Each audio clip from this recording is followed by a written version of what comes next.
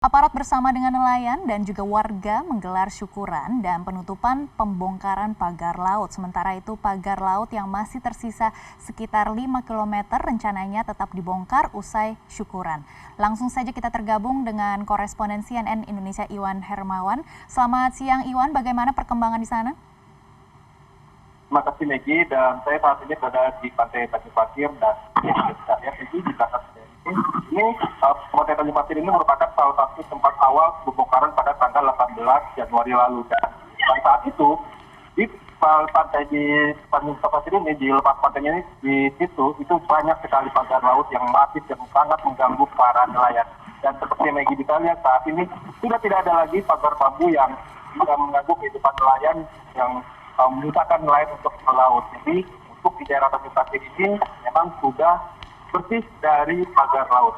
Dan memang tadi sudah disebutkan juga bahwa memang total yang sudah terbongkar pagar laut itu memang ada sekitar 28,8 km. Sementara sisanya 1,2 km nantinya akan dibongkar pada hari ini juga. Sisa 1,2 km itu memang berada di sekitaran pantai di wilayah Kronjo. Wilayah Kronjo itu adalah sekitar 30 km dari Tanjung Pasir ini yang berada di timur ataupun ujung sebelah timur dari pagar laut berdiri dan tempat saya berdiri saat ini. Dan untuk hari ini memang akan diselesaikan, dan karena sudah selesai maka hari ini pula dilakukan seperti tadi disebut adalah seremoni penutupan operasi pembongkaran pagar laut. Dan seperti yang tadi disebutkan juga memang pembongkaran ini dimulai pada tanggal 18 Januari lalu. Dan targetnya pada awalnya adalah selama 10 hari aktif, tapi kemudian molor karena berbagai sebab. Yang paling utama untuk molornya itu adalah karena adanya masalah cuaca seperti itu. Jadi memang pada akhir Januari sampai dengan awal Februari lalu, seperti kita ingat memang bahwa di sekitaran Jakarta dan sekitarnya ini memang terjadi hujan lebat, jadi laut besar itu kemudian menyulitkan bagi para pekerja ataupun dari personel gabungan itu melakukan pembongkaran. Bahkan selain itu tadi juga disebutkan, dilaporkan juga dari pelaku dari pembongkaran pagar laut ini dari Angkatan Laut, itu memang bahkan ada 6 prajurit Angkatan Laut yang terluka akibat dalam operasi pembongkaran pagar laut ini. Walaupun lukanya memang bukan luka berat, tapi ada yang luka karena ada 6 orang yang luka dikarenakan terkena bila bambu, kemudian juga ada yang terkena pancing, dan kemudian juga ada yang terkena ikan pari. Jadi memang ada banyak sekali kendala selain cuaca, ada juga dari masalah keselamatan kerja dan lain sebagainya. Oleh karena itu kemudian molor sampai dengan pada hari ini akhirnya berhasil diselesaikan.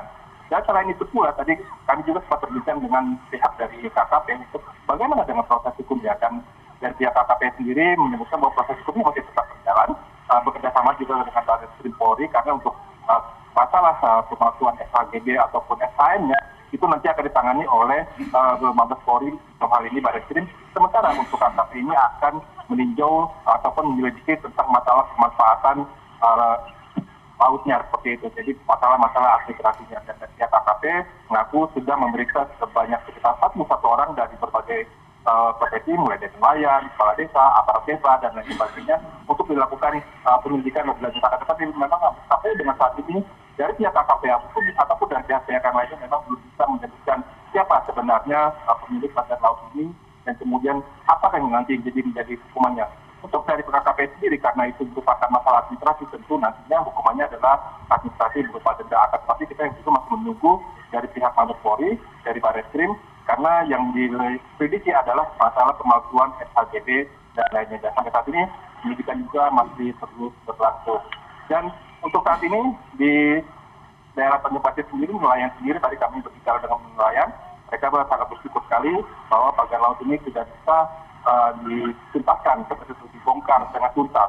Dan selanjutnya kami bertanya juga kepada aparat dari Angkatan Laut, bagaimana tentang selanjutnya, bagaimana caranya kemudian mencegah agar tidak terjadi sebuah pemagaran seperti ini lagi. Dan dari Angkatan Laut berjanji nantinya mereka akan menggalakkan patroli dan juga pendekatan kepada masyarakat melalui instrumen-instrumen ataupun organisasi yang berada di Angkatan Laut. Kita ketahui sebenarnya di Angkatan Laut itu ada Lantamal, ada kemudian Lanal, dan juga ada pos Angkatan Laut. Di daerah Tanjung Pasir sendiri ini merupakan sebenarnya ada pos Angkatan Laut. Jadi masyarakat jika menemukan sesuatu yang kurang baik ataupun yang ganjil, seperti misalnya adanya orang yang melakukan pelanggaran laut seperti itu, diharapkan bisa langsung melapor ke pos angkatan laut terdekat, kemudian untuk ditindaklanjuti seperti itu. Dan jangan sampai kemudian menunggu viral dulu baru kemudian dilakukan pembongkaran, karena memang untuk melakukan pembongkaran seperti ini biayanya cukup mahal. Selain mengerahkan tank seperti ini, mengerahkan kapal perang juga, itu tentunya akan mengeluarkan biaya dan juga tenaga yang sangat besar. Sudah sementara yang dapat kami laporkan dari wilayah Tanjung Pasir kembali ke Tanjung.